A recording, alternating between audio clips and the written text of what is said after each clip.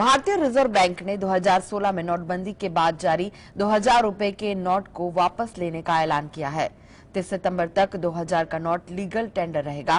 Bank से note exchange कराने के लिए 30 सितंबर तक का समय दिया गया है। 8 नवंबर 2016 को प्रधानमंत्री नरेंद्र मोदी ने नोटबंदी का ऐलान किया था। 6 साल बाद आरबीआई ने 2000 के नोट बंद करने का ऐलान किया है। प्रधानमंत्री मोदी ने क्यों खुद नोटबंदी का ऐलान करने से किया परहेज, देखते हैं रिपोर्ट अंदर की बात में। प्रधानमंत्री नरेंद्र मोदी यह घोषणा करने क्यों नहीं आए कि भारतीय रिजर्व बैंक ने 2000 रुपए के नोट को वापस लेने का फैसला लिया है। इस मुद्दे पर जोरदार बहस हो रही है। 16 नवंबर 2016 की रात को नरेंद्र मोदी ने 500 रुपए और 1000 रुपए के नोटों को बंद करने और नए डिजाइन और आकार के 500 रुपए और 2000 रुपए के नए नोट जारी करने की घोषणा की। अब रिजर्व बैंक ने सामान्य घोषणा की तरह 2000 रुपए के नोटों की नोटबंदी पर रोक लगाने का ऐलान किया है।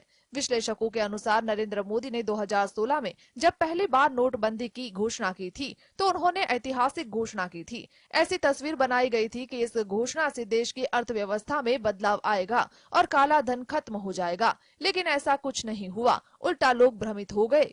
लोग अभी परेशान है तो इसका असर अगले साल होने वाले लोकसभा चुनाव में दिखेगा। इसलिए मोदी ने क्रेडिट लेने से परहेज किया है। Bureau report, GSTV. प्रधानमंत्री नरेंद्र मोदी G7 शिखर सम्मेलन को लेकर जापान के हिरोशिमा में के दौरे पर है। इसी बीच शनिवार को हिरोशिमा में G7 शिखर सम्मेलन से इतर पीएम मोदी और यूक्रेन के राष्ट्रपति व्लादिमीर जेलेंस्की के बीच द्विपक्षीय वार्ता हुई। पीएम नरेंद्र मोदी और यूक्रेन के राष्ट्रपति व्लादिमीर जेलेंस्की जापान में मिले। दोनों नेताओं पहले कई बार फोन पर बात कर चुके हैं। किन मुद्दों पर हुई क्या बात, देखते रिपोर्ट अंदर की बात में। प्रधानमंत्री नरेंद्र मोदी G7 शिखर सम्मेलन को लेकर जापान के हिरोशिमा के दौरे पर है। इसी बीच शनिवार को हिरोशिमा में G7 शिखर सम्मेलन से पीएम मोदी और यूक्रेन के राष्ट्रपति व्लादिमीर जेलेंस्की के बीच त्रिपक्षीय वार्ता हुई।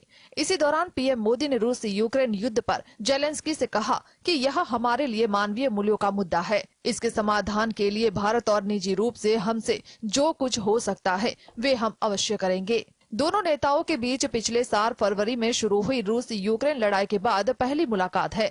रिपोर्ट के मुताबिक पीएम मोदी और यूक्रेन के राष्ट्रपति जेलेंस्की के बीच मुलाकात दोनों देशों के वरिष्ठ राजनयिकों के बीच कई बैठकों के बाद हुई है।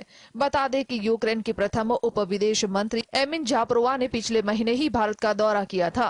यूक्रेन के राष्ट्रपति जेलेंस्की भी G7 शिखर बैठक में हिस्सा लेने के लिए जापान के निमंत्रण पर आए हुए हैं, जो इस शक्तिशाली समूह की अभी अध्यक्षता कर रहे हैं। यूक्रेन के राष्ट्रीय सुरक्षा और रक्षा परिषद के सचिव ओलेक्सी डेनिलोव ने कहा है कि जेलेंस्की शिखर सम्मेलन में हिस्सा ले रहे हैं। उन्होंने कहा कि वहां महत्वपूर्ण विषयों पर निर्णय, ऐसे में वहां अपने हितों की रक्षा के लिए उनकी मौजूदगी जरूरी होगी। Bureau report, GSTV. बंगाल की मुख्यमंत्री ममता बनर्जी कर्नाटक में नई कांग्रेस सरकार के शपथ ग्रहण समारोह में मौजूद नहीं थी, लेकिन उन्होंने अपना प्रतिनिधि भेजकर फिर से कांग्रेस की और दोस्ती का हाथ बढ़ाया है। ममता बनर्जी ने क्या दिया कांग्रेस को संकेत, देखते हैं रिपोर्ट अंदर की बात में। पश्चिम बंगाल के मुख्यमंत्री ममता बनर्जी कर्नाटक में नई कांग्रेस सरकार के शपथ ग्रहण समारोह में मौजूद नहीं थी, लेकिन उन्होंने अपना प्रतिनिधि भेजकर फिर से कांग्रेस की और दोस्ती का हाथ बढ़ाया है। ममता बनर्जी स्वयं पूर्व प्रतिबद्धताओं के कारण उपस्थित नहीं थी, लेकिन उन्होंने अपनी जगह पार्टी सांसद काकोली घोष को बेंगलुरु भेजा। तृणमूल कांग्रेस के वरिष्ठ नेता काकोली घोष ने गुलदस्ता देकर ममता जी की ओर से सिद्धारमैया और शिव कुमार को बधाई दी। राजनीतिक विश्लेषकों के मुताबिक अधीर रंजन चौधरी ने ममता के खिलाफ अपमानजनक बयान दिया था। कर्नाटक की जीत के बाद ममता ने नरम रुख अपनाने के लिए कांग्रेस पर भी निशाना साधा। ममता ने इन बयानों को नजरअंदाज करते हुए एक बार फिर साफ संकेत दे दिया है कि वह कांग्रेस के साथ हाथ मिलाने को तैयार है। अधीर समेत नेताओं को नजरअंदाज कर अगर कांग्रेस इसे सकारात्मक रूप से लेती है तो वह ममता के सहारे फिर से पश्चिम बंगाल में अपना प्रभाव जमा सकती है। Bureau report, GSTV.